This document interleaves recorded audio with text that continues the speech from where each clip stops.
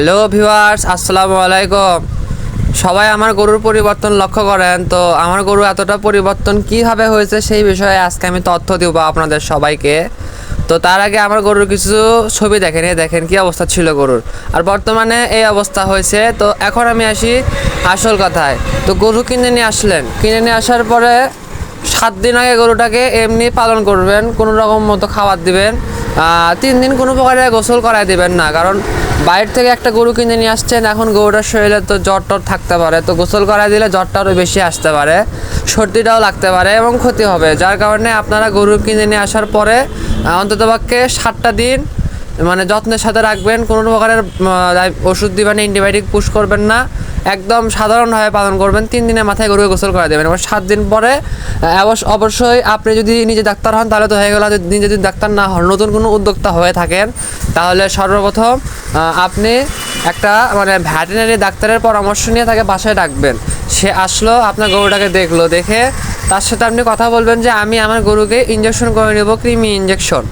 তো তখন সে আপনার গরুকে একটা ইঞ্জেকশন করবে। আমি ওষুধের নামগুলো না বলি, কারণ ওষুধের নাম বললে অনেকে বলবে যে আমি ওষুধের নাম প্রচার করতেছি, তার বদলে আমি টাকা খাইছি। তো দরকার নেই আমার এরকম কোনো নাম প্রকাশ করার।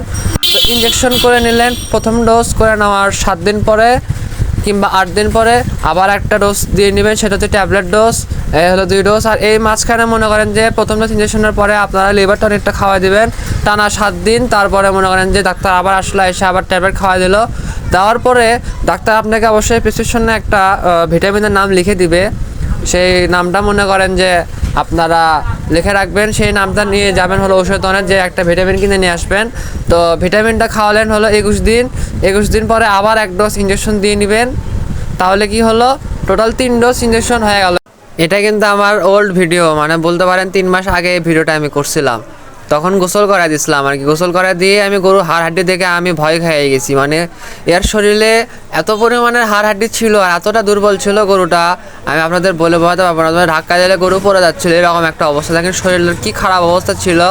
এই গরুটাকে আমি ক্রয় করছিলাম 40,000 টাকা দিয়ে ওই সময়, 3 মাস আগে।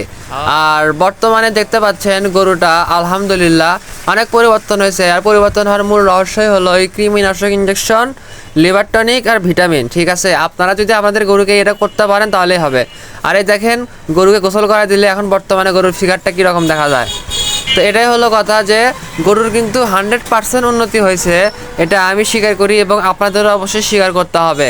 এবং আপনারা চাইলেও এরকম কোয়ালিটির বাছুর গরু কিনে নিয়ে এসে পালন করতে পারেন। বাছুর গরুতেও লাভ হয়, এটা আমি আপনাদেরকে প্রমাণ করে দেখাবো। আল্লাহ যদি চায়, আল্লাহ যদি গরুগুলোকে সুস্থ সবল রাখে, গরুটাকে সুস্থ রাখে, আমি এই গরুর লাভ আপনাদের মাঝে অবশ্যই শেয়ার করব সামনে 3 মাস পর। 3 মাস পরে আমি এটা আপনাদের মধ্যে শেয়ার করবো, কারণ আমি এটাকে পালন করবো পুরোপুরি 6 মাস। আমি যেটা প্রথম ভিডিও দিন বলছিলাম যে আমি এই গরুটাকে পালন করবো 6 মাস, তো সেখানে 3 মাস হয়েছে। আমি ফেব্রুয়ারি মাসে কিনে নিয়ে আসছি, আর এটা হলো মে মাস। তো অর্থাৎ প্রায় 3 মাসের মতন হয়ে গেছে। 3 মাস এখনও পুরোপুরি হয়নি, কারণ ফেব্রুয়ারি মাসের 10 তারিখে কিনে নিয়ে আসছিলাম, আর এটা হলো মে মাসের আজকে মেবি 10 তারিখ। তো আল্লাহর কাছে দোয়া করবেন সবাই যেন আমি গরুটাকে আরও কিছু মাস আদরের সাথে যেন লালন পালন করতে পারি। এবং আপনারা গরুকে খাইতে দিবেন। গরু কৃমি ডোজটা কমপ্লিট হওয়ার পরে আপনারা ট্রাই করবেন গরুকে পর্যাপ্ত পরিমাণের খাবার দেয়া, আর খাবারটা যেন মানসম্মত পুষ্টিকর খাদ্য হয়। অহেতুক যদি শুধু চিটা গুড় আর পানি দেন, আবার ব্যাকআপ অতিরিক্ত পরিমাণের পানি দেন খাবারের মধ্যে, তাহলে কিন্তু গরুর শরীর মোটা হবে না, তবে গরুর ভুঁড়িটা শিওর মোটা হয়ে যাবে। এতে করে আপনার লাভ হবে না, তবে লস হবে 100% শিওর। তাই খাবারের শিডিউলটা মেনটেন করে চলবেন, 2 বেলা করে দানাদার দিবেন এবং পর্যাপ্ত পরিমাণের ঘাস খাওয়াবেন। আমি কিন্তু আমার গরুকে পর্যাপ্ত পরিমাণের ঘাস প্রথম থেকে খাওয়াইনি, যেটা সত্য কথা। তবে এখন আমি এই মে মাস থেকে আমি আমার গরুকে পর্যাপ্ত পরিমাণে ঘাস খাওয়ানো শুরু করছি, কারণ এই 3টা মাস আমি আমার গরুর পিছনে নিয়ত করছি প্রায় 12 থেকে 14,000 টাকা আমি খরচ করব।